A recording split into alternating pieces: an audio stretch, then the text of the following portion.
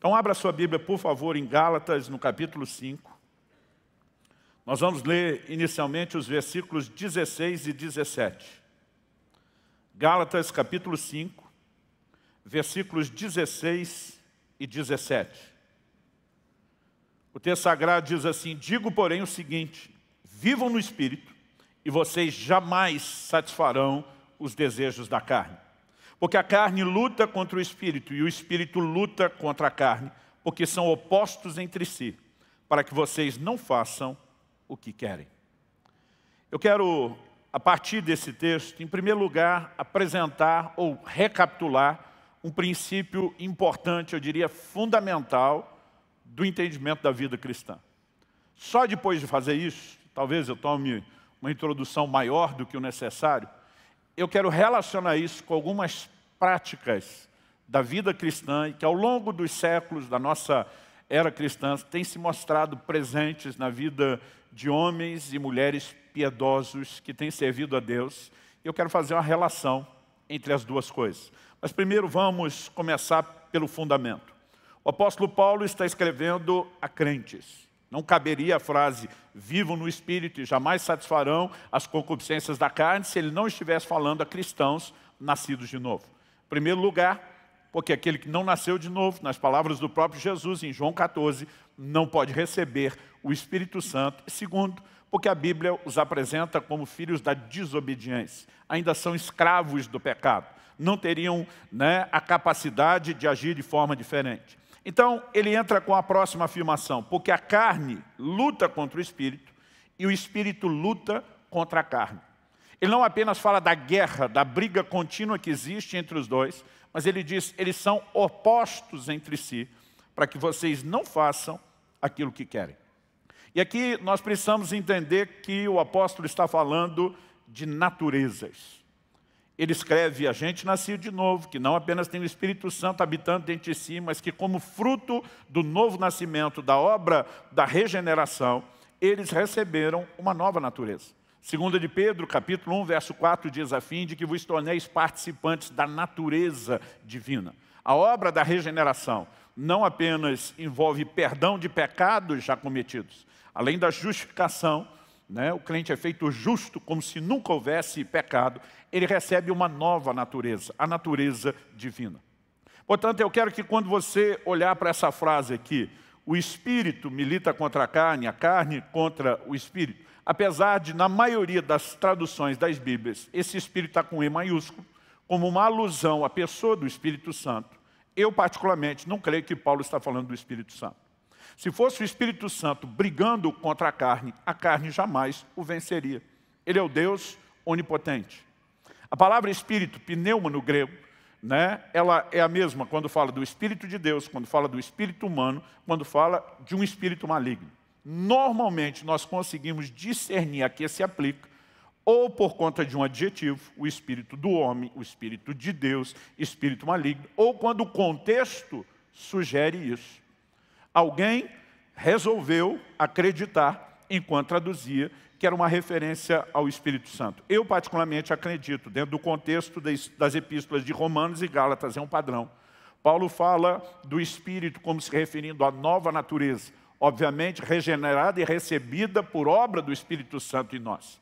Mas ele fala da carne como uma referência à velha natureza.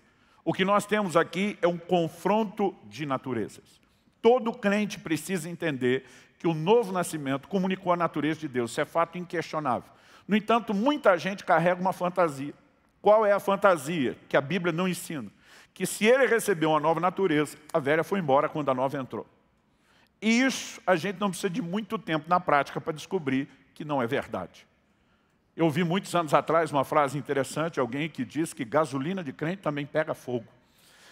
Basicamente, ele estava dizendo que eu e você somos tão tentados e inclinados a qualquer tipo de pecado, como qualquer outra pessoa que não é nascida de novo. A diferença entre um e outro reside no elemento domínio ou escravidão, mas não no que diz respeito à tentação. Em 1 de Pedro, no capítulo 1, no verso 14, ele nos exorta que a gente não se entregue aos sentimentos dos tempos da ignorância. Ou seja, eram as paixões que nos governavam antes de servir a Cristo. Se não fosse possível voltar a elas, não haveria uma advertência para isso. E se a entrada da nova natureza tivesse eliminado a velha, a gente nem precisaria se preocupar com o assunto. Mas aqui ele fala de uma oposição, né, de uma briga contínua de duas naturezas. Em Romanos 7, Paulo trata disso de uma maneira mais profunda, onde a partir do versículo 15, ele entra naquele discurso de dizer: o bem que eu quero, esse não faço, o mal que não quero, esse faço. E a gente consegue entender facilmente o que Paulo está falando, basta usar aquele pensamento: quem nunca? Né? Vou fazer algo mais para Deus, em prol do reino, servir as pessoas, vou orar mais. E o bem que você quer, você percebe que não consegue fazer. Mas você toma a decisão: não vou julgar, não vou falar mal de ninguém, não vou me irritar. E o mal que você não quer, você acaba sendo vencido por ele. O fato de ter nascido de novo não significa que essa velha natureza tenha sido expurgada, eliminada. Haverá um dia onde isso vai acontecer. Quando? Por ocasião da vinda de Jesus. Romanos 8, 23 fala da redenção do corpo. Filipenses 3, 20, 21 situa isso, nos dá data. Diz: nossa pátria está nos céus, de onde aguardamos um Salvador, o qual há de transformar o corpo da nossa humilhação para ser igual ao corpo da sua glória. Quando isso acontecer, haverá a plena erradicação do pecado, da natureza pecaminosa. Quando eu era adolescente, via as pessoas falando a respeito da glorificação do corpo, eu, com a cabeça imatura de adolescente, pensava: que legal, não vou mais precisar andar de ônibus. Porque imaginava Cristo com seu corpo ressuscitado, glorificado, e a Bíblia diz que ele vai transformar nosso corpo igual ao dele. Ele, ao mesmo tempo que dizia para um Tomé: me apalpa, porque um espírito não tem carne e osso, como vocês veem que eu tenho. Ao mesmo tempo que ele comeu com os discípulos, a Bíblia diz que ele aparece e desaparece numa sala fechada. Para os discípulos no caminho de Emaús, eles não viram de onde surgiu, mas viram a hora que ele desapareceu. E eu pensava: teletransporte. Esse é o futuro, né? E ficava feliz, cabeça, né, de gente nova. Ficava imaginando que se alguns de nós, ao longo da vida, não conseguíssemos ter o corpinho saradinho, magrinho, pelo menos o corpo glorificado viria mais ajeitado. Mas o grande benefício da glorificação do corpo não é apenas por fim a morte, enfermidades, né, e tudo aquilo que eu e você conhecemos bem como as nossas limitações, mas remover, em definitivo, a natureza pecaminosa que ainda carregamos. Então nós precisamos entender que a vida cristã basicamente tem 3 momentos distintos na forma como Deus lida com o pecado. Na conversão, nós somos libertos da condenação do pecado. Aquilo que a gente já tinha feito, a Bíblia diz: Deus nos justificou. Não foi apenas um perdão. Nós nos tornamos justos como se nunca tivéssemos feito absolutamente nada de errado. Fomos libertos da condenação do pecado. Quantos são gratos a Deus por isso? Na glorificação, com a vinda de Jesus, os mortos ressuscitarão, os vivos serão transformados, ou seja, todo mundo vai passar pelo mesmo processo e nós seremos libertos da presença do pecado. Agora, entre uma coisa, a conversão, onde somos libertos da condenação, e outra, a glorificação, quando seremos libertos da presença, nesse momento, a obra cristã, a obra da graça, consiste em nos libertar do poder do pecado, do domínio. Isso significa o quê? Que apesar de não ter perdido a velha natureza, e dela estar em disputa com a nova, nós podemos, por meio da nova, subjugar a velha, até que a velha seja erradicada. Quando ele diz: vivam no Espírito e jamais vocês vão satisfazer as concupiscências da carne, ele reconhece basicamente 2 coisas. Temos uma nova natureza espiritual que pode prevalecer sobre a velha, mas ainda que a ideia e os recursos sejam esses, o pau vai quebrar todo dia. O tema da minha mensagem hoje é: elimine a concorrência. E já deixei claro que nós não vamos falar de negócios. O que eu e você precisamos entender é que a Bíblia apresenta diversas vezes a visão de coisas que concorrem com a vida de Deus, com a ação da palavra de Deus, com a operação de Deus na nossa vida. E ao mesmo tempo que ela nos revela essa concorrência, ela nos mostra que nós devemos eliminá-la. A solução definitiva de eliminar a concorrência da carne só acontecerá quando Jesus voltar, até que ele volte. Uma verdade que eu aprendi e me ajuda desde a minha adolescência: a carne não converte. Tem que ir para a cruz todo santo dia. Ou seja, o que eu quero falar hoje diz respeito a um processo que deve ser contínuo na vida do crente. Me permita ler para você a declaração de Paulo aos Efésios. Em Efésios, no capítulo 4, dos versos 22 a 24, ele diz assim: quanto à maneira antiga de viver, velho comportamento, vocês foram instruídos a deixar de lado a velha natureza, que se corrompe segundo desejos enganosos, a se deixar renovar no espírito do entendimento de vocês e a se revestir da nova natureza, criada segundo Deus, em justiça e retidão, procedentes da verdade. Pastor, minha versão não diz velha natureza ou nova natureza, diz velho homem, novo homem. Essa é a tradução literal. O que nós temos aqui é uma interpretação. O sentido de velho e novo homem diz respeito às naturezas.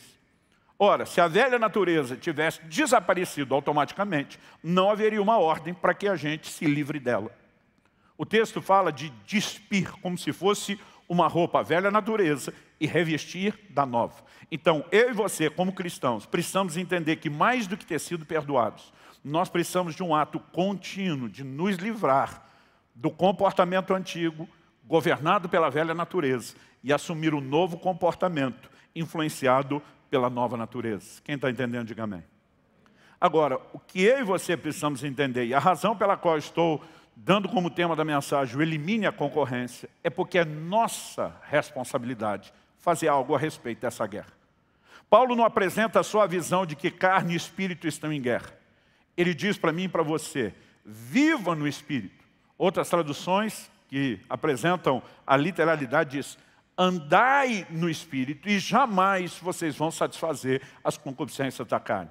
Então, algo que eu e você precisamos entender é que a nossa responsabilidade se subdivide em duas coisas. Uma, investir na nova natureza e na vida espiritual. Outra, aí eu e você entendemos a declaração dele em Colossenses 3,5, fazei morrer a vossa natureza terrena. Em Romanos capítulo 8, verso 5, eu citei antes Romanos 7, desde o versículo 15, onde Paulo vai falando desse dilema. Né? O bem que eu quero não faço, o mal que eu não quero esse faço. Mas quando ele entra no capítulo 8, ele nos mostra que nós não precisamos viver necessariamente escravos deste dilema. No verso 2 do capítulo 8, ele diz, porque a lei do Espírito da vida em Cristo Jesus te livrou da lei do pecado e da morte. Mas quando chega no verso 5, ele fala de uma escolha. Ele diz assim em Romanos 8, versículo 5.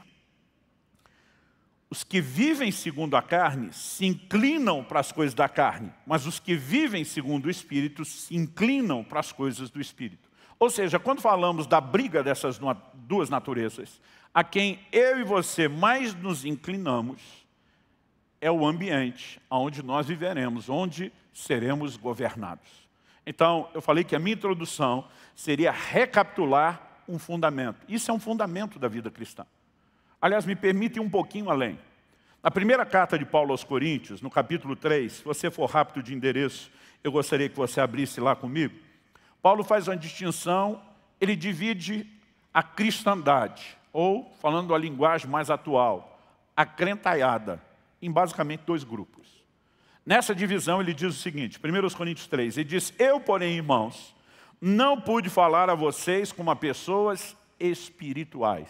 Você pode repetir isso comigo? Diga espirituais. Aí ele continua e diz, e sim como a pessoas carnais. Repita isso comigo, carnais. Ele diz, como a crianças em Cristo. Eu lhes dei leite para beber, não pude alimentá-los com comida sólida, porque vocês ainda não podiam suportar, e nem ainda agora podem, porque vocês ainda são carnais. Pois se há ciúmes e brigas entre vocês, será que isso não mostra que são carnais e andam segundo os padrões humanos? Outra tradução diz, andam segundo os homens, andam segundo a carne. O que define um crente carnal? Alguém que, apesar de ter recebido a nova natureza, ainda parece viver mais sob o controle do lado de cá do que o controle da vida no Espírito. Quem são os crentes espirituais?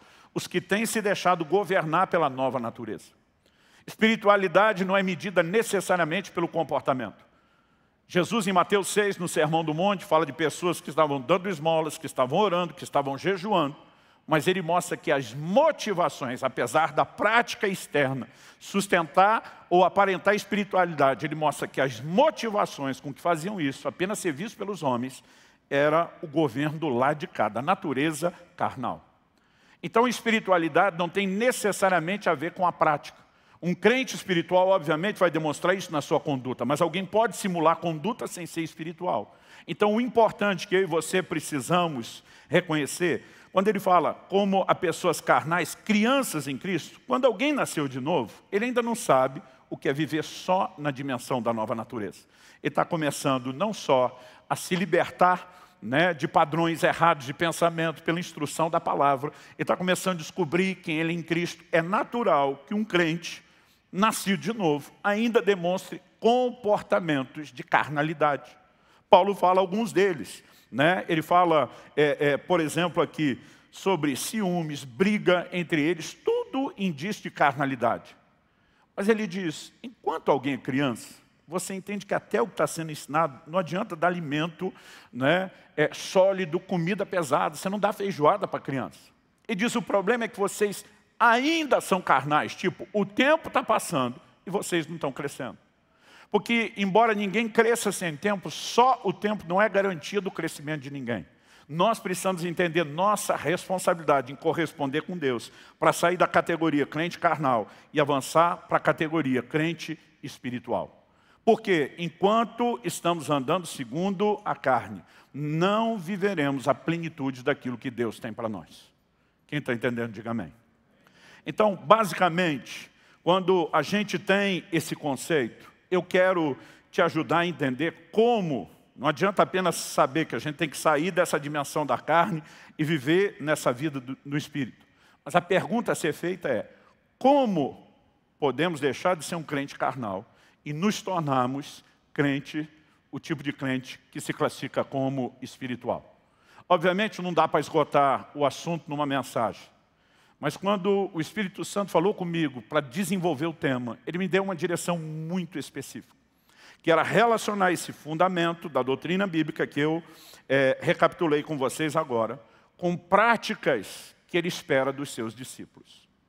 Em Mateus, no capítulo 6, do versículo 1 até o 18, Jesus fala de 3 práticas, que têm sido marca de gente piedosa desde quando você se refere aos santos do Antigo Testamento. Virtudes destacadas pela própria palavra de Deus, louvadas e elogiadas. Jesus fala a respeito das seguintes práticas. Ele fala de dar esmola, ele fala a respeito de orar e ele fala a respeito de jejuar. Quando Jesus aborda o assunto, ele começa pelo fato de que havia pessoas fazendo a coisa certa do jeito errado. Então ele condena os hipócritas, diz, vocês que jejuam, né, para que as pessoas vejam, vocês que oram para ser vistos pelos homens, vocês que dão esmolas, fazendo tocar trombeta diante de você, ou seja, só para aparecer. E diz, vocês estão sendo movidos, dirigidos por uma motivação errada. Mas o fato deles fazerem aquilo da forma errada não torna a coisa em si errada. Por exemplo, Isaías 58, ele começa falando do pecado do povo, e ao mesmo tempo o profeta registra que a reação do povo é dizer para Deus, por que jejuamos nós? E o Senhor não atenta para o nosso jejum? E aí Deus responde. E diz, porque quando vocês jejuam, na verdade vocês agem dessa forma, daquela outra. Ou seja, Deus não estava falando do jejum. Deus estava falando de gente que fazia a coisa certa do jeito errado. Qual é a proposta de Deus? Que ninguém jejue? Não. Você olha Isaías 58, ele mostra qual é o caminho certo de se fazer isso. Jesus usa a mesma lógica. Então ele diz para os seus discípulos, quando vocês derem esmola, observe que ele não disse se vocês derem esmola. Da mesma forma, quando a gente fala de adversidades, que Deus diz, quando passares pelo fogo e não se passar, aqui ele está dizendo, quando derem esmola, ou seja, ele esperava esse comportamento daqueles que iriam segui-lo. Se ele disser, se você der, ele está dizendo, é opcional, mas quando ele diz, quando der, ele está dizendo, eu estou contando com isso. Não haveria o menor sentido em nos instruir sobre como fazer alguma coisa se a coisa que ele está instruindo não fosse para ser feita. Então, obviamente, ele estava esperando isso de nós.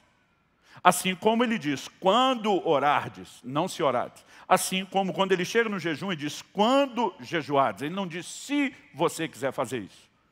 Mas, de alguma forma, tirando a oração, que tem imperativos no Novo Testamento, orai sem cessar, e diante de um comando desse, ninguém vai discutir, embora os crentes saibam que a oração é inquestionável, são negligentes e não praticam, mas na teologia não se discute.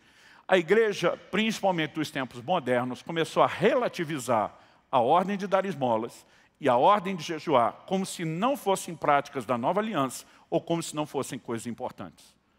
Outro dia alguém me disse, ninguém é salvo pelas obras. Jesus não falou de ser salvo por isso.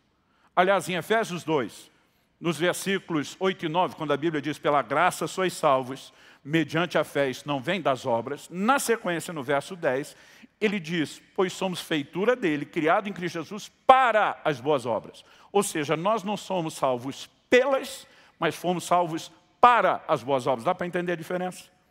Então, Jesus não está dizendo que aquilo era para ser feito para alcançar a salvação, mas ele está dizendo, de vocês, meus discípulos, que serão salvos, eu espero que vocês façam isso. Mas de alguma forma nós fomos ao extremo, porque muita gente fez do jeito errado. Não, pastor, é que durante anos a igreja romana promoveu a ideia e o conceito de ser salvo pelas obras. E daí? Porque alguém fez a coisa certa da forma errada, nós vamos deixar de fazer a coisa certa do jeito certo? Não, pastor, é porque antes da minha experiência, eu vim do Espiritismo e entendia que boas obras eram uma maneira, né, de lidar com o karma, de me aperfeiçoar. Ok, ainda que você tenha entendido que na perspectiva de Deus é diferente. Quem foi que disse que não era para fazer? Quando você observa a vida dos santos piedosos do Antigo, do Novo Testamento, e mesmo ao longo da história cristã, essas três virtudes sempre foram destacadas. Alguns pregadores têm chamado isso de o cordão de 3 dobras. Uma prática que, se unida, ela é poderosa. E nós precisamos entender por quê.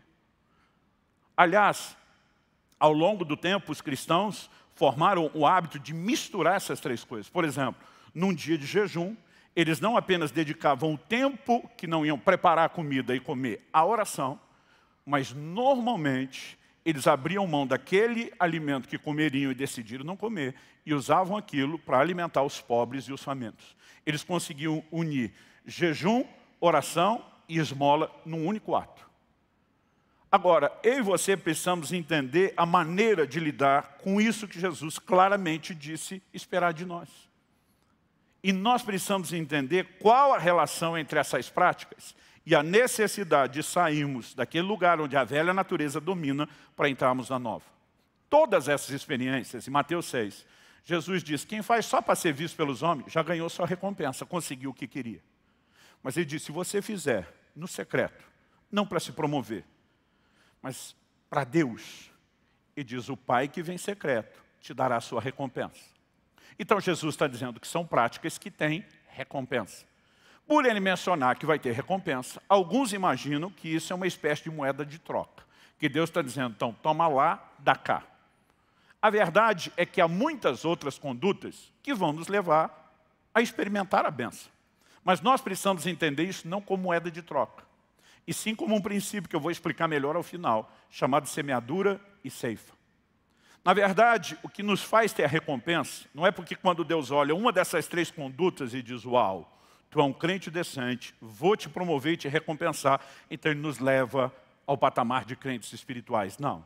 O que eu e você precisamos entender é que se a velha natureza precisa o tempo todo ser confrontada, subjugada, quando Paulo diz, estou crucificado com Cristo, ele não está falando de algo que era literal.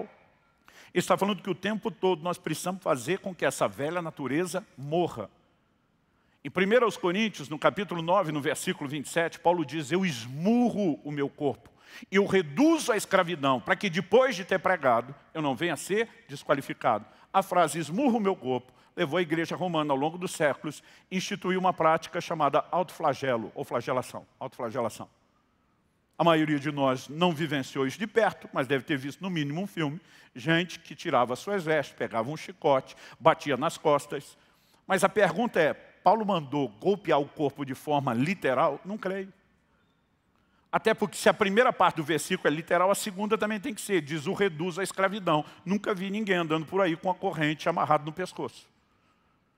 Em Romanos, no capítulo 12, Paulo fala de oferecer o corpo como um sacrifício vivo. A ideia de sacrifício vivo é um paradoxo, porque sacrificar é matar. Mas ele está dizendo, mata, mas não mata de verdade. Deixa o corpo ainda vivo. Mas o que é para matar? Colossenses 3,5 diz, fazei morrer a vossa natureza terrena. Agora, a carne não quer ser dominada por bem. Então ele diz, eu a reduzo à escravidão. Eu domino ela à força. Eu uso de violência, ainda que não é literal. Então o que eu e você precisamos entender é que sair do terreno, que nos categoriza como crente carnal, dominado em vários aspectos pelo que na sequência em Gálatas ele vai falar das obras da carne, e o que diferencia o crente espiritual é a manifestação do fruto do Espírito. Nós precisamos entender que isso significa uma guerra contínua. Não é só esperar a guerra espontânea. Quando Paulo diz, eu esmurro meu corpo, ele está dizendo, eu, o ser espiritual, não deixo que a carne me controle, que ela me governe. Se eu e você entendemos o que é o princípio de eliminar a concorrência, significa que nós vamos viver em guerra com a carne todos os dias. E o que eu quero te mostrar é que essas três práticas são um ataque ao domínio da natureza carnal. Em que perspectiva? Me permita falar nos próximos minutos rapidamente sobre o poder de três coisas. Quando falamos de eliminar a concorrência, de sair da dimensão carnal para a espiritual. Primeiro, o poder da doação. Jesus fala de esmola, há pelo menos 3 níveis de contribuição, que é dízimo, oferta e esmola. Todos eles são parte do que foi estabelecido no reino de Deus, tem propósitos diferentes. Mas esmola, em essencial, é um dos elementos da contribuição, é um dos aspectos da doação, que talvez seja aquele do qual eu e você menos podemos ter algum benefício indireto. Vamos falar do dízimo, que olhando a perspectiva de Malaquias, entendemos deve ser a casa de Deus, e a gente entende que isso deve ser entregue na igreja onde cada um congrega. Tem destino e tem percentual. A oferta, ela diz respeito ao reino de Deus, é algo mais abrangente. Paulo, escrevendo aos Coríntios, ele fala de como os macedônios o sustentaram para que ele pudesse servi-los. Ou seja, era gente fazendo investimento fora, extra-local. Qual a diferença entre uma coisa e outra? Além da voluntariedade ou não, além de ter percentual ou não, foco e destino. Uma contribuição extra-local acaba não gerando benefícios indiretos como uma contribuição local. Por exemplo, quando fizemos uma campanha para ter essa estrutura, a cadeira que você senta, o ar-condicionado que nós temos, nada disso é porque Deus precisa. Tudo isso é para que a gente sirva vocês. Ou seja, mesmo daquilo que contribuímos dizendo, Deus, essa é a sua parte, a gente acaba tendo alguns benefícios indiretos, porque quer queira, quer não, melhora o nosso clube. Ano após ano, nossas crianças no Ministério Infantil podem ter um tratamento cada vez melhor. E alguns que já estão crescidos, não pegaram essa fase, pegaram o início da igreja, olham até com uma certa inveja e protesto. Mas quando eu e você praticamos esmola de todos esses, talvez seja a expressão mais abnegada e que de nenhuma forma, nem indiretamente, na perspectiva natural, nos beneficie. E quando Jesus falou sobre isso, ele não estava pensando apenas em alguém que tem necessidade ou fome. Assim como quando Deus instituiu o princípio do perdão, ele não pensou apenas na pessoa que precisa de perdão. O ofensor, quando perdoa, não está apenas liberando alguém do lado de lá. Ele está protegendo o seu coração do lado de cá. Gente, ofensa é uma das coisas mais danosas no relacionamento com Deus, a falta de perdão, a mágoa que alguém carrega. Alguém definiu com muita propriedade há muito tempo atrás que o ressentimento é algo semelhante a todo dia você beber um pouco de veneno esperando que quem lhe ofendeu morra. Quando o dano está vindo para você. E a dificuldade que muitos de nós temos na hora de exercer o perdão é porque a gente pensa assim, o miserável já me causou esse dano. Agora, ainda de graça, eu dou uma coisa que ele não merece. E a gente não entende que Deus não estava focando só ele. Deus estava também nos focando. Quem está entendendo? Quando eu e você abençoamos alguém em necessidade com ato de esmola, e esmola não é só jogar a moeda no chapéu do mendigo, porque a maioria não faz, dos poucos que fazem, imagina, vamos dar o que não faz falta. No conceito bíblico é suprir a vida do necessitado. E quando você olha o livro de Atos, a Bíblia fala de gente que vendia propriedade para ajudar quem tinha necessidade. Então, eu não quero que você pense, quando falamos de esmola, apenas naquele trocadinho que não te faz falta. A Bíblia fala de um estilo de vida onde eu e você deixamos de olhar só para nós e passamos a olhar para os outros. Mas será que Deus estava preocupado só com o outro? Não. Ao que eu e você precisamos entender quando falamos de concorrência, que uma das áreas onde essa natureza carnal mostra suas garras, sua força e o seu domínio, diz respeito à avareza. Eu citei agora há pouco Colossenses 3,5, quando Paulo diz, portanto, façam morrer tudo o que pertence à natureza terrena. Se você ler o versículo inteiro, ele diz assim, imoralidade sexual, impureza, paixões, maus desejos, e até aqui a maioria de nós parece concordar, não, isso é natureza carnal e terrena. Mas ele termina dizendo assim, e a avareza que é idolatria. Por que ele chama avareza de idolatria? Ele diz, porque um crente que é apegado demais ao que é material, tem um ídolo, um falso Deus na sua vida, tem concorrência. Em Mateus 13, na parábola do semeador, Jesus fala que uma das sementes caiu entre espinhos. E aí ele define assim, e os espinhos cresceram e sufocaram a semente. O que é a semente? É a palavra. O que é que teve o poder de sufocar a ação da palavra naquele que ouviu a pregação do Evangelho? No verso 22 de Mateus 13, Jesus explica o que foi semeado entre os espinhos é o que ouve a palavra. Porém, as preocupações desse mundo e a fascinação das riquezas sufocam a palavra e ela fica infrutífera. De novo a ideia de que algo que concorre com a palavra de Deus relacionado ao materialismo está presente. Em Mateus capítulo 6, Jesus diz, não podeis servir a dois senhores, não podeis servir a Deus e às riquezas. Uma das únicas coisas chamadas de um senhor que concorre diretamente com o senhorio de Deus na nossa vida é um relacionamento errado com aquilo que é material. Ou seja, de novo a ideia aqui é o quê? Elimine a concorrência. Quando Deus nos leva a cultivar a disciplina, a mentalidade, a visão de dar, que reflete a natureza dele, Deus amou o mundo de tal maneira que deu. A Bíblia mostra sempre e exalta a generosidade de Deus. Quando a Bíblia está nos levando a nos alinhar com Deus, ela está nos levando a absorver o quê? O comportamento da nova natureza. E chocar diretamente a velha natureza. E quando nós começamos a entender que essas práticas não nos levam à classificação de espirituais por mérito, não tem a ver com mérito, mas são meios da graça que nos ajudam a sufocar essa velha natureza, eliminar a concorrência, para que a nova seja fortalecida. Quem está entendendo, diga amém.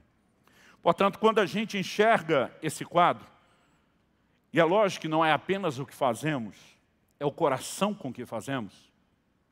Jesus condenou os hipócritas que estavam dando esmolas por motivos errados e que eles não teriam recompensa nenhuma com isso. O final do capítulo 4 de Atos termina falando de Barnabé, um homem de Deus. A Bíblia fala dele vendendo suas propriedades para ajudar os necessitados. Aí o capítulo 5 emenda, o início do capítulo 5 começa a falar de um outro camarada chamado Ananias, que com a sua esposa Safira resolveram vender a propriedade e fazer a mesma coisa, mas com o coração totalmente errado. Ou seja, não é o ato, não é aquilo que fazemos que produz resultado. É o coração, onde eu e você decidimos, tomamos a decisão certa. Vou me inclinar a uma motivação carnal ou vou me inclinar a uma motivação correta, me alinhando com Deus. É esse posicionamento que tem o poder ou de confrontar, ou então no caso de Ananias, no de Barnabé, confrontar a natureza carnal. No caso de Ananias, só fortaleceu. Quando nós começamos a entender isso, essas práticas começam a ter um lugar distinto na vida cristã. Isso me leva a reconhecer que a disciplina da doação, o ato de dar, a ênfase principal aqui é esmola, mas pode tratá-lo de forma abrangente. Além de abençoar outros, ele na verdade nos ajuda na construção do caráter cristão. Quem está entendendo, diga amém. Segunda coisa, o poder da oração.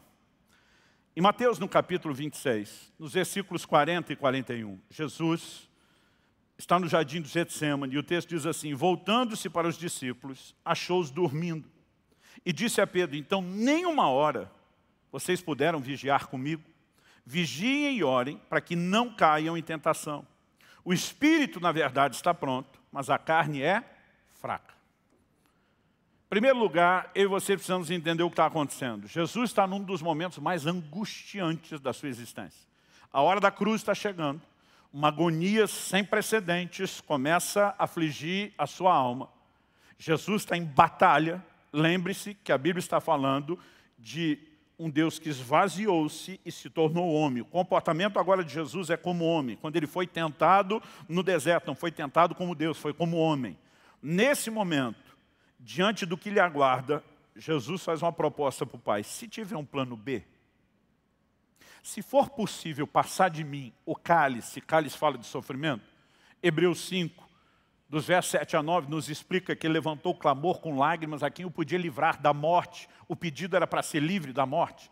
No entanto, ele sabe que o que pode prevalecer não é a vontade humana. Então ele diz, mas seja feita não a minha, mas a sua vontade. Ele está num conflito com a própria natureza humana.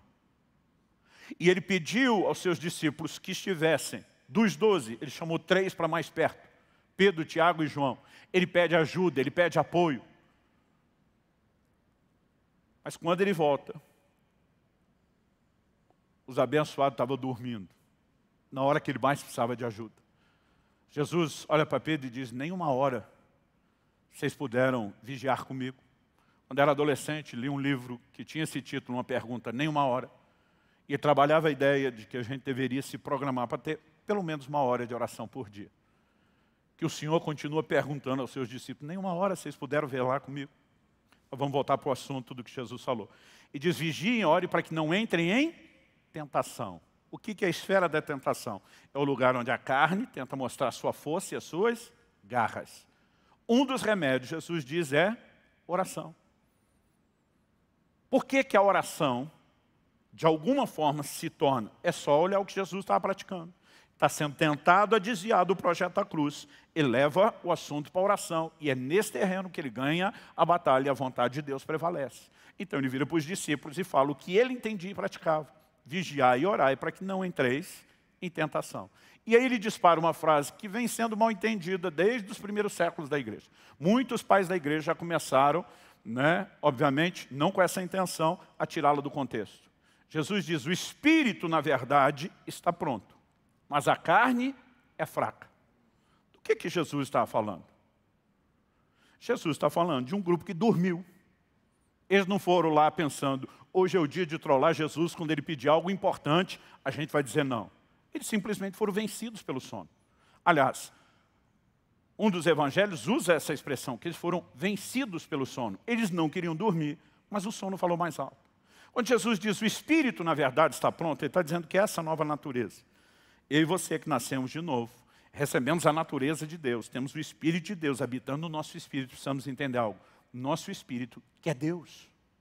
Seu espírito quer orar, seu espírito quer adorar, seu espírito quer tanto ler, meditar, praticar e compartilhar a palavra de Deus. Todas as virtudes da vida cristã, elas vão se manifestar no nível do nosso espírito. Paulo diz, no tocante ao homem interior, tenho prazer na lei de Deus. É aqui do lado de dentro que toda a capacidade de conectar com Deus, de buscar, se manifesta. Jesus diz, o espírito está pronto. Mas quando ele diz, a carne é fraca, e é aqui que nós mudamos o contexto, as pessoas começaram a usar isso para falar de cair em pecado. Não, a carne é fraca, tipo, não aguentei. Quando alguém me fala isso, porque muito crente, até na hora de confessar pecado, ele dá base bíblica. Não, pastor, já dizia a Sagrada Escritura, a carne é fraca. Eu olho e digo, no seu caso, ela é forte. Porque ela está ganhando. Se ela fosse fraca, ela tinha que estar perdendo. Jesus não usou no contexto de é fraca para pecar, ele diz, ela é fraca para orar. Ou seja, seu espírito, a nova natureza que é Deus. Quem que não consegue acompanhar o ritmo e tenta sabotar? A carne. Gente, vamos ser sinceros. Muitos de nós já viramos, não foi noites inteiras acordadas, entrando madrugada dentro, assistindo filme, maratonando seriado, não dá para deixar de lembrar que a nova geração joga muito videogame. E nós podemos dar uma lista para muita coisa. Desde gente que vivia na balada, gente que passou noite conversando, não importa o motivo. Aí essa mesma pessoa que treinou tanto isso é chamado para uma vigília. E ele diz, não aguento, eu durmo. Tem uns que eu tenho vontade de pegar pelo pescoço e dizer, mas para maratona seriado você aguenta ficar acordado. Mas ele não está mentindo, ele não aguenta, ele tem sono. O que ele não entende é quem está governando ele. Quando está naquilo que vai alimentar a carne, ele está empolgado. Porque para isso a carne é forte, ela é fraca para cá. É por isso que Paulo diz, eu esmurro. Vou carregar na marra. Existe na vida cristã coisa que nós chamamos de disciplina. Você não ora ou não deveria orar só porque tem vontade de orar. Você não deveria jejuar só porque bateu vontade de jejuar. É diferente quando tem um direcionamento de Deus. Você não deveria dar esmola só porque acordou com vontade de repartir o pão.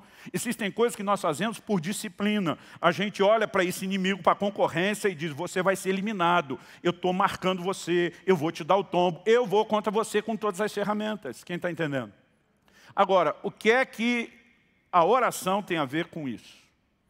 Nós precisamos pensar em algo que remonta a muito tempo atrás. Em Efésios 4:27, Paulo diz assim, para os crentes, não deem lugar ao diabo. Pastor, mas o mesmo Paulo nos escreveu aos Colossenses que Deus nos arrancou do império das trevas, nos trouxe para o seu reino de luz? Sim. Mas ele está dizendo que mesmo vivendo lá de cá, nós podemos nos expor a influências do reino das trevas e da ação de Satanás. Agora a pergunta é, como o diabo pode ter lugar ou espaço? Então vamos voltar aos primórdios da humanidade. Depois do primeiro casal ter pecado, Deus confronta tanto o homem e a mulher como a serpente. A serpente é chamada em Apocalipse 12 de o diabo, a antiga serpente. Existe muita especulação, nós não vamos discutir agora, se Satanás incorporou no animal, se isso era alegórico. O que leva muitos a acreditar que se tratava do animal é porque Deus disse, você vai rastejar, e é o que acontece com as serpentes. Já vi gente tentando explicar que se não tivesse participado do primeiro pecado, a serpente seria lagarto, teria pernas e patas. Eu acho que para nós isso não é o importante. Agora, em Gênesis 3,14, sentenciando a serpente, a qual a própria Bíblia se refere como algo a Satanás, então no mínimo nós temos uma dupla referência. Deus diz assim, você comerá pó todos os dias da sua vida. Não é só o rastejar, ele diz, você vai comer pó. A pergunta é, isso é literal? Não, porque as serpentes, apesar de viverem, se deslizarem no pó, elas não comem pó de forma literal. Do que é que Deus estava falando? Você vai entender quando ele vira para o homem e diz, tu és pó, e ao pó hás de voltar. Deus estava falando do quê? Da carne, feita do pó da terra. O homem, quando morre, volta para a terra, se decompõe. Basicamente, o que Deus estava revelando desde o início é que Satanás se fortalece, se alimenta da nossa carnalidade. Um crente que vive na esfera da carnalidade e não da espiritualidade, não percebe o quanto ele deixou de estar perto de Deus, mas a perda não é só deixar de estar perto de Deus, é estar mais perto do cão. Vou falar assim para tentar trazer o choque. Porque áreas da nossa vida acabam ficando presas não só pelo pecado, que rouba a comunhão com Deus, mas que sofrem inclusive ingerência. Né? São afetadas diretamente por ação do reino das trevas. Quando eu e você somos chamados a dizer não para a velha natureza, eliminar a concorrência e vir para o lado de cá, nós botamos o miserável do diabo para jejuar. No Evangelho de João, por 3 vezes, Jesus se refere a Satanás como o príncipe do mundo. Numa delas, em João 14:30, ele diz, eis aí vem o príncipe desse mundo. E ele diz, e ele nada tem em mim. Em outras palavras, comigo ele não se alimenta. Na minha vida, ele não se fortalece. Não existe nada que lhe dê um espaço, 1 centímetro sequer. Quem está entendendo, diga amém. Agora, Jesus dizia para os discípulos, vigia e ore. Esse é o jeito de eliminar a concorrência. E quando nós começamos a entender essas verdades, que elas não nos promovem para cá por mérito, mas que elas nos ajudam a eliminar a concorrência, o domínio da carne, viver num lugar de sensibilidade a Deus e intervenção, as coisas mudam de figura. Então, assim como a disciplina da doação, a disciplina da oração, além de nos aproximar de Deus, fortalecendo nosso espírito, nos distancia do diabo, mortificando ou enfraquecendo a nossa carne. Terceiro e último lugar, eu quero terminar falando do poder do jejum. Uma frase que eu aprendi desde a adolescência foi que o jejum não muda Deus. Ele nos muda. Apesar de não mudar Deus, que é um ser imutável, aliás, nada que você faz muda Deus. Não é a sua oração que faz Deus mudar de ideia. A oração, assim como a esmola, assim como o jejum, eu gosto da definição de Wesley, ele chama de meios da graça. A Bíblia diz em Romanos 5,2 que pela fé nós temos acesso à graça. Existem alguns meios que nos permitem expressar a fé e usufruir em Deus de coisas que Ele disponibilizou, mas que não podem ser recebidas de outra forma. Nós não oramos para Deus mudar de ideia. Nós oramos para receber aquilo que Deus já tinha determinado, que queria que eu e você experimentássemos. Nós também não jejuamos para convencer Deus de que é algo importante. Um dia desse alguém me perguntou, pastor, o senhor jejua para chamar a atenção de Deus?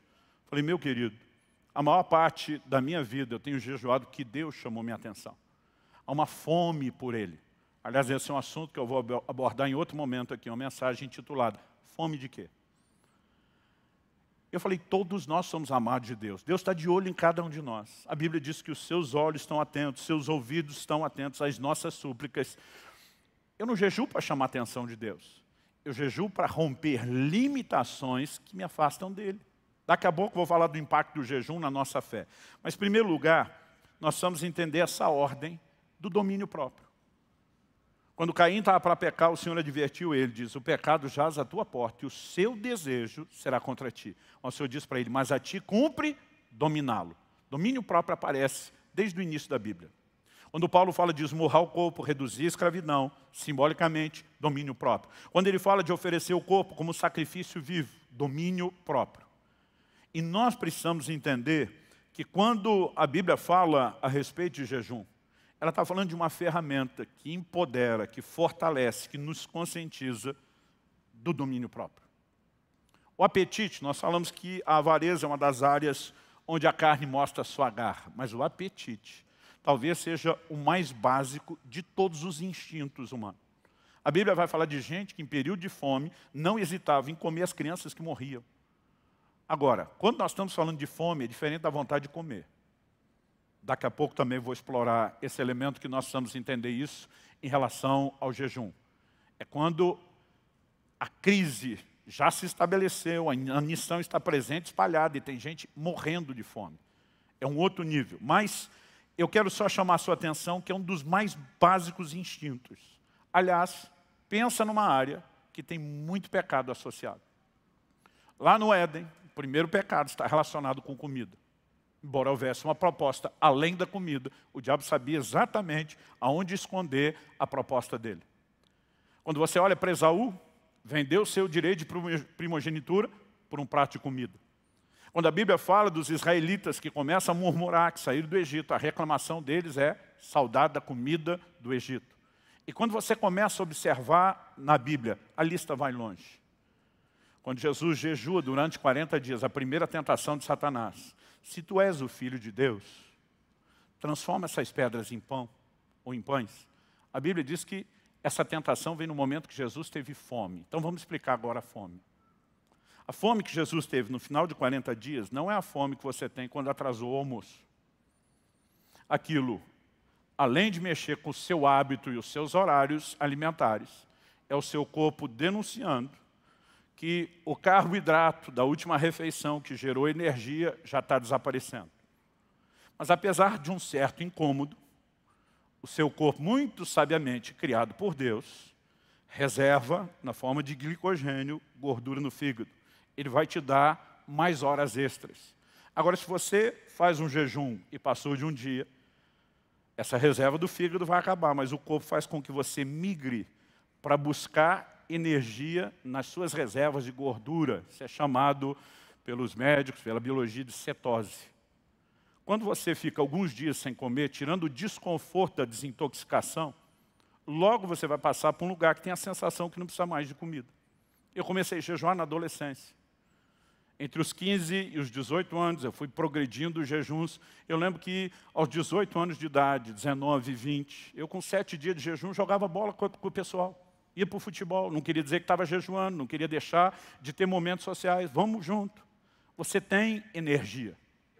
Eu já fiz 40 dias na água. Eu estou te falando por experiência própria. E preguei 46 vezes durante os 40 dias. É lógico que depois de uma certa altura, o corpo começa a entrar em modo de economia de energia. Normalmente, quando vira terceira semana. Você levanta depressa, tem tontura. Isso é mais ou menos que nem o seu celular. Quando a bateria entra em modo de economia de energia. A tela já não acende tudo. Qual é a lógica? Se der toda energia, ela acaba depressa. Então, vamos economizar. Agora, quando a Bíblia diz que Jesus teve fome, significa que as reservas de gordura acabaram. E agora o corpo vai começar a consumir tecido, músculo. Isso é aquela fome que mata. Então, se você acha que ficou com fome quando pulou uma refeição, tente consumir todas as reservas de gordura. Ou seja, é o momento onde o mais básico dos instintos é provocado no nível mais absurdo. Foram em momentos como esse que pais comeram os filhos que morreram, sem nenhum respeito ao corpo que deveria ser sepultado, como era a cultura e a consciência. Nessa hora, Satanás vem tentar Jesus, mas diferente do primeiro Adão, ele diz, você não me fisga pelo estômago. Nós precisamos entender que existe algo. Um dia alguém falou para mim, me dê um bom motivo para eu jejuar. Eu falei, Jesus jejuou, criatura. Jesus, que era Jesus, entendeu que precisava disso para uma vida espiritual, para vencer o inimigo. E você está num outro patamar. E aí, de vez em quando, você ouve gente dizer, não, é que nós estamos no tempo da graça, como se tivesse mudado. Gente, com quem que Jesus estava conversando quando ele disse, quando jejuardes? Com os seus discípulos. Jesus não veio ensinar o judeu do Antigo Testamento a ser um bom judeu de acordo com a lei. O próprio Jesus diz, a lei e os profetas duraram até João. Jesus afirma, ouviste o que foi dito aos antigos, lei de Moisés, eu, porém, vos digo, e ele começou a estabelecer os seus mandamentos. Aí ele diz para os seus discípulos, para quem ele ensinou sobre esmola, sobre oração e sobre jejum, e diz, vocês vão, façam discípulos das nações, gentios, batizem eles, algo que não acontecia com quem vivia debaixo da lei de Moisés, batize eles em nome do Pai, do Filho e do Espírito Santo, e ensine eles a guardar tudo o que eu estou ordenando a vocês, inclusive esmola, oração e jejum. Alguém diz, não, Jesus estava mandando ele jejuar só ali, no finzinho da velha aliança. Eu digo, é muita apelação e desculpa de quem não quer jejuar. Em Lucas 5, de 33 a 35, perguntaram a Jesus, por que os discípulos de João e dos fariseus jejuam e os seus não? Jesus diz, eles não vão fazer isso enquanto o noivo está presente. É uma alegoria que todo mundo entendia. Para eles, a festa de júbilo do noivado era algo tão solene, quase sagrado, que não se permitia lamentações em paralelo. Jesus disse, eles não podem jejuar enquanto o noivo está presente. Mas quando o noivo for tirado, aí eles vão jejuar. Quando Jesus disse quando o noivo foi tirado, está falando do quê? Não só da sua morte e ressurreição, mas da sua assunção aos céus. Ele está dizendo, quando eu não estiver mais aqui, estiver bem estabelecida a nova aliança, aí começa o tempo do jejum. Como que alguém vem dizer que o jejum não é para o cristão da nova aliança? Nós precisamos entender que essa prática, ela tem um poder extraordinário, não só de subjugar a força da carne, mas nós precisamos ir além. Davi, no Salmo 35, 13, diz assim, eu afligi a minha alma com jejum.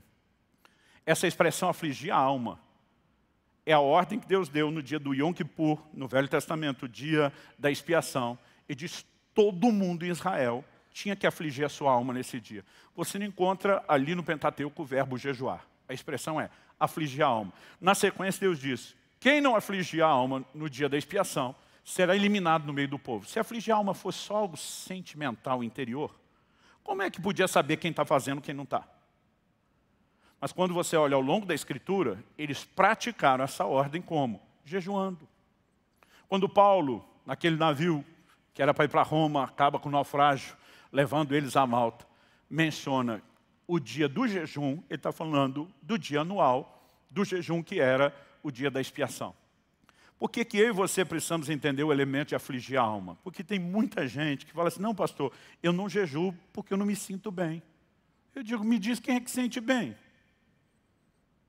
Se você fizer um jejum prolongado depois do processo de desintoxicação, e sabe, a medicina em tempos recentes se mostrou muito contrária ao jejum, que ao longo dos séculos sempre foi tratado pela própria medicina, desde Hipócrates, um dos pais da medicina, como a mesa de cirurgia na natureza. Em tempos recentes começaram a mudar a conversa, não é isso, faz mal, né? Mas principalmente depois de 2016, quando o Prêmio Nobel de Medicina foi dado a um japonês que comprovou, documentou o processo de autofagia, que é a limpeza que as células produzem, e ele destacou, inclusive, como o jejum provoca isso. Aí nós começamos, nos últimos anos, a ouvir muito falar sobre jejum intermitente. Mas até por falta de estudo e amostragem, não se estuda muito nem o jejum prolongado.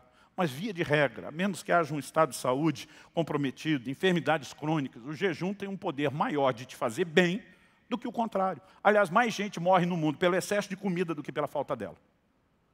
O que eu e você precisamos entender é que, obviamente, além daquela indisposição física, fiz enquete essa semana para tentar saber o que incomoda mais as pessoas no dia do jejum. Se é a dor de cabeça, se é a irritação e o mau humor, né? Se é a falta de energia, ou se é... Quem respondeu aí me ajuda? Isso que é só o terceiro e não é o quarto culto. Dor de cabeça, irritação, falta de energia ou falta de atenção. Sabe, apesar da dor de cabeça ter liderado em primeiro lugar, a irritação em segundo, todas as respostas, nós tivemos quase 30 mil respostas, ficaram muito parelhas. Porque a pergunta era o que incomoda mais. Se tivesse uma quinta resposta, todas acima, talvez a maioria tinha migrado para lá. O que isso significa? Que a menos que você tenha uma alimentação muito saudável, a hora que entrar o jejum, você vai ter um incômodo, que é a desintoxicação, que é a limpeza. Todo dia um meu falou para mim, eu não jejuo porque eu tenho dor de cabeça. Falei, olha, dificilmente você não vai ter dor de cabeça, a menos que você for um naturalista, um vegano, tiver uma alimentação muito saudável. O que nos nossos dias, muita gente cedendo alimento industrializado, processado, não consegue ter. Nosso querido Francisco entrava num jejum sem dor de cabeça, porque tinha uma dieta saudável. Mas eu dizia para ele, Francisco, eu, diferente de tu, não consigo. Ele disse, então desintoxica primeiro. Existem muitas formas, desde você tomar um suco detox, carvão vegetal, onde você consegue entrar num jejum sem dor de cabeça. Mas, via de regra, não é assim. E o problema não é só o físico, é inclusive a alma, mas a Bíblia chama de afligir a alma. O jejum é um momento onde você diz, carne, eu não vou te dar nenhuma forma de prazer, nem para o apetite, nem para as emoções. A Bíblia chama o jejum de nos humilharmos perante Deus. Quando o anjo aparece a Daniel, que está jejuando, capítulo 10, fala dele jejuando 3 semanas, ainda que fosse um jejum parcial. Ele só tirou carne, manjar desejável, o vinho, provavelmente estava ali numa dieta à base de legumes. Provavelmente, porque o período era prolongado, ele está nas atividades da corte. Mas o anjo aparece para ele e diz assim, desde o dia em que você começou a se humilhar perante Deus. O anjo chama o tempo de jejum e oração de um tempo de se humilhar perante Deus. Quando Tiago, capítulo 4, verso 8, nos diz, verso 10, nos diz, humilhem-se diante do Senhor e Ele os exaltará. Você vai ver todo o contexto de arrependimento e pecado, como todas as vezes que o humilhar-se diante de Deus com jejum aparece no resto da Bíblia, apesar de Tiago não falar de jejum. Nós precisamos entender o poder que isso tem para eliminar a concorrência. Pastor, o que o jejum tem a ver com a minha fé? A fé é da onde? A fé é do Espírito. A fé não é da sua mente, não é da sua razão, muito menos da sua carne. Todos os nossos sentidos lutam contra a fé, porque a fé é algo espiritual. Um dia perguntaram a F.F. Bosworth, um dos homens de Deus mais usado em cura divina na década de 40 e 50 em especial. O cara tinha sinais e milagres extraordinários no ministério dele. Perguntaram um dia para ele, por que você acha que muitos crentes não conseguem ter fé para a sua cura? A resposta dele foi, alimentam seu corpo com 3 refeições quentes por dia e o seu espírito com um sanduíche frio por semana. Sabe, nós falamos antes da questão de inclinação. Se a fé é do Espírito, e nós pouco alimentamos o Espírito, seja com a palavra de Deus, seja com o tempo com Deus, mas o tempo todo alimentamos não só a carne com comida, mas a carnalidade. Leonard Ravenhill, autor do livro Por Quitar do Pleno Avivamento, diz que o entretenimento tem se tornado o substituto diabólico da verdadeira alegria. Aí pensa comigo. Eu e você que temos valores que almejamos, como de pureza e santidade, a gente se diverte com filmes e seriados que trabalham o quê? A imoralidade. Não, pastor, eu não vejo pornografia. Não mesmo, mas você vê um monte de corpo coberto de roupa, incentivando toda a sensualidade e prática imoral. Nós estamos alimentando esses valores. Aí nós estamos orando na igreja para que Deus estabeleça justiça, para que pare a corrupção na nação, encorajando você a ser honesto nos negócios. Mas na hora que você está no entretenimento, você está torcendo para o bandido fugir da polícia. Nós não percebemos o quão contraditório, e não estou dizendo que você não pode. Você precisa ter filtro. O problema é que as pessoas gastam horas e horas e horas e horas nisso aqui, e quase nada do lado de cá. Aí depois ele não entende, porque a vida espiritual é raquítica. Quando eu e você jejuamos, nós começamos a tirar de cima do Espírito o entulho da carnalidade, das emoções, e o Espírito fica livre para manifestar a fé, o anseio de Deus. O impacto que essas disciplinas têm na nossa vida é algo extraordinário. Se nós entendemos isso e alinharmos o motivo, então nós vamos entrar num lugar onde a disciplina do jejum, além de mortificar a carne, afligir a alma, permite que o Espírito esteja liberado para viver intensamente em Deus. Quem está entendendo, diga amém. Então, para encerrar, eliminar a concorrência da carne, facilitando a vida espiritual, é nossa responsabilidade. O exercício, a disciplina contínua dos atos de doação, de oração e de jejum vão nos ajudar nisso. E eu encerro com um versículo, ou 2, Gálatas 6, 7, 8, com uma passagem bíblica. A Bíblia diz, não se enganem. Essa advertência, não se enganar, é porque muita gente se engana nessa área. E diz, não se enganem. De Deus não se zomba. Pois tudo quanto o homem semear, isso também ceifará. Ele afirma, quem semeia para a sua carne, da carne colherá corrupção. Mas quem semeia para o Espírito, do Espírito colherá a vida eterna. O que a lei de semeadura e ceifa determina? Determina que o que você planta é você que colhe. Não é Deus que decide se você vai colher corrupção da carne ou vida do Espírito, é você. Por meio da semeadura, você não decide só o que você vai colher, você decide o quanto. Paulo diz que quem semeia pouco, colhe pouco, quem semeia muito, colhe muito. Presume-se que quem não semeia, não colhe. Agora, se nós vivemos só focado no que é terreno, gente, o centro de gravidade dessa natureza terrena puxa para baixo. O centro de gravidade da nova natureza puxa para cima. Colossenses 3:1, pensai nas coisas que são do alto, buscai as coisas que são de cima e não as que são da terra. Se eu e você não aprendemos a desprender desse centro de gravidade e valorizar isso aqui, nós vamos ter problemas. Essa semana eu fiz uma enquete e de quase 30 mil pessoas que responderam, cerca de 60%, nunca fizeram um jejum de 24 horas sequer na sua vida.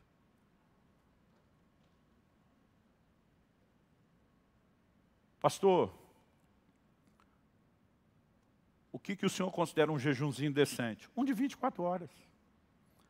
Tem gente que me pergunta, pastor, é lícito fazer um jejum assim de 2, 3 horas? Eu falo, está de brincadeira? Sem intervalo de refeição maior do que isso, você vai chamar isso de jejum? Outro dia alguém perguntou, não pastor, é que no meu propósito com Deus eu jejuo da meia-noite às 6. Eu digo, está de palhaçada, a maioria está dormindo. Aí você vai chamar isso de jejum? Agora, eu não estou dizendo que você tem que começar com as 24 horas. Meu primeiro jejum, eu comecei pulando uma refeição. E porque não tinha ensino, tinha medo de morrer, ainda tomei o refrigerante. Pulei o almoço, tomei o refrigerante. Então, tinha um café da manhã, sabia que ia jantar, pulei o almoço, mas tomei o refrigerante, tipo assim, para não morrer. E teve gente que zombou de mim. Tipo, isso é jejum. Porque você sempre vai ter os amigos da onça que não contribuem com você. Mas por que eu fiz aquilo? Eu e vários amigos, todos recém-batizados no Espírito Santo, fervendo para Deus, olhavam para o único da patota que ainda não tinha sido. Ele estava muito desanimado. Ele estava naquela de Deus não gosta de mim, Deus não me responde oração, não acontece comigo. Ele estava por um fio de desistir. E nós nos unimos, porque não só queríamos ele vivendo aquilo conosco, mas não queríamos vê-lo desviar. A gente se uniu e disse, e se a gente pular o nosso almoço? Nós estávamos num evento. E se a gente pular o almoço e jejuar e ficar na hora do almoço orando por ele? Aí a turma, bora. Todo mundo pensando a mesma coisa, tomou o seu refrigerante, mas abriu mão do almoço. E quando você fala de um adolescente, que o estômago deve ter umas 8 vezes maior o tamanho do que o dos outros, você imagina, talvez, proporcionalmente, o sacrifício foi maior. E nós gastamos aquele tempo orando e intercedendo à noite, depois de muito tempo, sem conseguir. Ele foi batizado no Espírito Santo. Eu fiquei empolgado. Eu falei, não, tem algo no jejum que dá uma turbinada na vida de oração. Foi aí que eu comecei a procurar perguntar e aprender. Aí comecei a descobrir que tinha gente que não pulava só o almoço, ele pulava o café da manhã e o almoço. Aí eu perguntava, não morre? Não, não morre. Aí eu comecei a testar, fui descobrindo os limites do corpo. Ah, vou entregar o jejum às 3, às 4. Não, eu aguento chegar até a noite. Fiz o primeiro de 24. De 24 falei, dá para tentar mais. Fui para 36, fui para 48. Ou seja, eu não aconselho ninguém a começar fazendo uma coisa que nunca fez. Nós precisamos descobrir a própria resposta do corpo e como lidar com ela. Mas eu quero te dizer algo, nesse ano, eu tenho a clara intenção, para não dizer perturbar, de encorajar vocês a jejuarem como nunca fizeram antes. Há um tempo, há uma hora no timing profético, e eu não sei explicar para você por quê, que exige que a gente dê mais atenção a essas práticas. A vida de oração, ao jejum, à esmola. E sabe, quando nós entendemos o que é unir esse cordão de 3 dobras, como eu falei, santos ao longo da história, davam para o necessitado comer o que eles não comiam. Usavam o tempo de não comer para orar. Eles sempre combinavam essas coisas. E quando nós começamos a intensificar essas práticas, nós vamos ver um resultado diferenciado. Vamos ficar em pé para parecer que está acabando?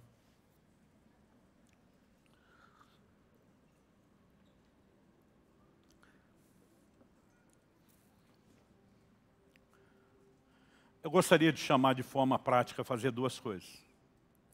A primeira é olhar para trás e se perguntar como tem sido, como cristão, a sua prática em relação a essas disciplinas da esmola, da oração e do jejum. Se avaliar. Dar uma olhada para trás e dizer, foi mais ou menos, foi ruim pra caramba, foi até bonzinho, mas dá para melhorar. Mas ao mesmo tempo, eu quero pedir que depois você olhe para frente e diga, depois de tudo que eu ouvi, o que é que eu vou fazer com isso nesse ano de 2022? Não estou dizendo que o que eu falei se limita a esse ano que começa, mas é um bom foco a curto prazo para a gente começar a se exercitar nessas práticas. Paulo, quando falava de tropeço, ele dizia, esquecendo-me das coisas que para trás ficam. Eu sei que ele está falando de tropeço porque o contexto, ele diz, eu ainda não cheguei lá, não que eu tenha alcançado, mas esquecendo-me das coisas que para trás ficam. E avançando para as que estão diante de mim, eu não vim aqui condenar você de, no seu passado, talvez não ter dado esmola, orado e jejuado como deveria. Eu vim te ajudar a se perguntar, por que não começar a fazer isso de uma forma como nunca fizemos? Eu não vim censurar o tempo em que você não fez, eu vim te encorajar esse novo tempo onde você vai começar a fazer. Quem está entendendo, diga amém. E é uma escolha, uma decisão. Essas semeaduras que fazemos na nova natureza nos ajudam no ato contínuo de eliminar a velha natureza, de subjugá-la. O termo elimine a concorrência é muito mais para que você guarde o que nós estamos falando do que uma tentativa da definição teológica. Mas eu quero te encorajar a se colocar diante de Deus, e você não precisa fazer nenhum voto precipitado. Mas eu gostaria que você orasse dizendo a Deus, quando sair por uma dessas portas, eu não quero que essa consciência que foi produzida aqui em mim morra. Que você possa de fato orar e buscar o Senhor dizendo, eu quero entrar no lugar de uma consciência mais clara, mais profunda dessas verdades. Apesar de nos últimos anos vir crescendo muito na prática, principalmente do jejum, eu fico olhando para trás e dizendo, Deus, eu queria ter tido essa consciência mais cedo. Eu queria ter percebido o resultado que isso produz mais cedo. Não foi falta de ouvir, mas muitas vezes não entrou. Talvez pela imaturidade, talvez porque eu não quis. Então, eu quero que você não se sinta meramente cobrado, mas privilegiado por entender informações e chaves que podem revolucionar a sua caminhada, de tirar você da classificação de um crente carnal para um crente espiritual. A plenitude do que Deus tem para nós está nessa dimensão, não naquela. É impressionante como as coisas mudam. Eu lembro de um jejum onde eu estava 25 dias já só na água, estava pregando num estado do Nordeste, e no final da reunião, que foi pela manhã, eu decidi acompanhar um grupo de pastores, foi todo mundo para uma churrascaria. Eu lembro que o pastor da igreja falou para mim, cara, tu tá maluco? Você está 25 dias sem comer? Vai para o hotel. Eu falei, não, eu quero ter comunhão com vocês, nós vamos continuar falando das coisas de Deus. Aí ele falou assim, estou com medo de você ser tentado. Eu falei, meu amigo, nesse momento, eu estou com nojo de tudo isso que vocês estão comendo. Alguém disse que é só a reação da desintoxicação. Eu acredito que é mais do que isso. Existem mudanças que acontecem em nós, aquilo que a gente dá valor. Eu descobri que quanto mais eu jejuo, menos as coisas que ao longo dos anos eu jejuei, coisas materiais, pedindo para Deus, menos importância elas têm.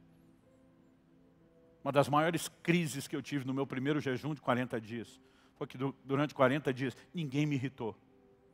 Quando eu entrei no jejum, já tinha feito a desintoxicação, não tive irritação nem dor de cabeça do processo, e ninguém me irritou. Pastor, isso não é algo bom? É, mas como o meu temperamento é colérico, para quem não entende, barraqueiro por natureza, eu tenho que me dominar o tempo todo. Eu fiquei espantado, porque meu temperamento não tinha mudado, mas ninguém me tirava do sério. A Kelly, minha esposa, que quem conhece de perto sabe que é um doce de pessoa, nem ela aguentava. Ela me ironizava e era sarcástica. Ela olhava para mim e dizia, quem está aí? O que você fez com meu marido? Mas pastor, qual foi a crise? A crise é que eu perdi a desculpa de culpar o temperamento. A parte boa do temperamento estava lá no jejum. Mas o que é a força da carne, que a gente fica criando desculpa para não tratar, tinha perdido suas forças. Gente, é um lugar de libertação para quem começa a entrar fundo nessas práticas e nesse lugar. E é só quando você chega lá que você realmente entende. Mas eu quero te dizer, vale a pena. O que antigamente foi a marca que distinguia os homens e mulheres piedosos, está sendo alvo de ridicularização hoje em dia. Então o cara que dá esmola, que ora e jejua, virou religioso. Porque alguns religiosos fizeram isso da forma errada. Não vamos presumir que Deus não queria e que todo mundo que faz é religioso. Isso não é só um pecado, é uma manobra de Satanás para parar a igreja de sair do lugar onde ele a controla para o lugar onde Deus nos governa plenamente.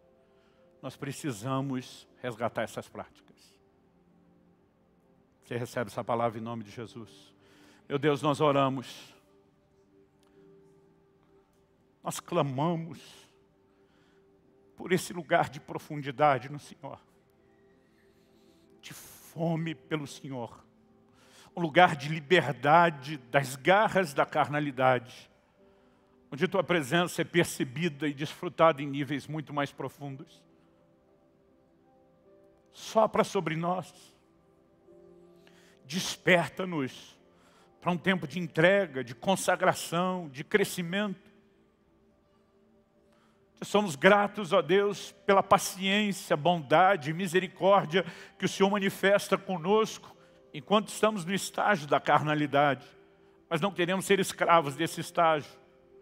Nós queremos crescer espiritualmente. Nós queremos romper.